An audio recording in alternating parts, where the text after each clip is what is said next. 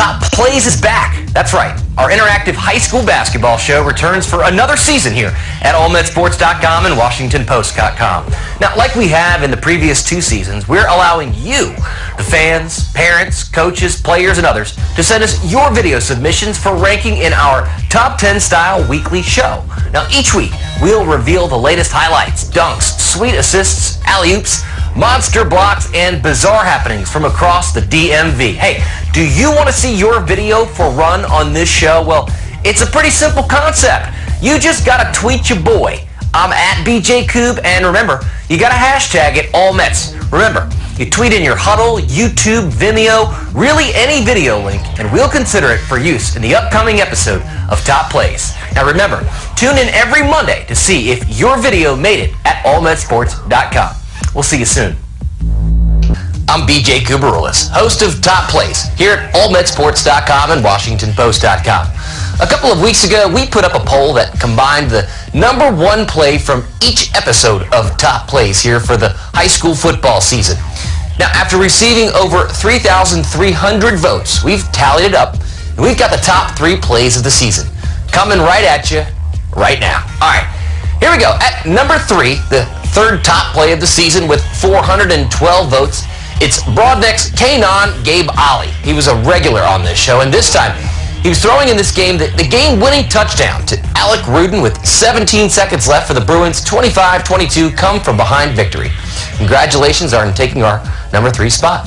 All right, the number 2 play of the season with 610 votes comes from Howard as the Lions' Dylan Perez went off in this game to the tune of 4 catches for 142 yards and 3 touchdowns, including the game-winning touchdown against Glen Elg with less than 30 seconds left in the Lions' 20-15 win. All right, now what you've all been waiting for, it's our top play of the season for the #1 play of the 2014 football season with over 1,200 votes. It comes from West Springfield, where the Spartans' kicker, that's right, a kicker, Jackson Clark, hits the game-winning 37-yard field goal with 8 seconds left against rival Lake Braddock for the 16-14 win. And who says kickers don't get no love? All right, congrats to Clark for the #1 play, and thanks to all of you for voting. Remember, you can tune in each week to check out the top plays from the upcoming high school basketball season. And remember, if you want to see your video on this show, well, it's a pretty simple concept, and for those of you who've been paying attention, you know how it goes. You just got to tweet your boy. I'm at BJ Coob, and remember, you got to hashtag it, AllMets. Happy holidays. We'll see you after the break. Fall photo shoot. Stay tuned as we interview some first-team football players. You guys had a great season, made it to the state semis. What was your favorite memory in your senior season? I think it was the Paint Branch game. Before the game, we were like, okay, we're going to need to do different stunts because this quarterback's athletic. We're going to need to do this, that. But 5 minutes before the game started, I remember meeting with the defense and saying, guys, if we just go out there and play like we've been playing, we're going to have no problems. And that's exactly what we did. And I think we racked up 12 sacks that day. You guys won a playoff game for the first time in school history. What did you feel like that meant to the program and just to the community?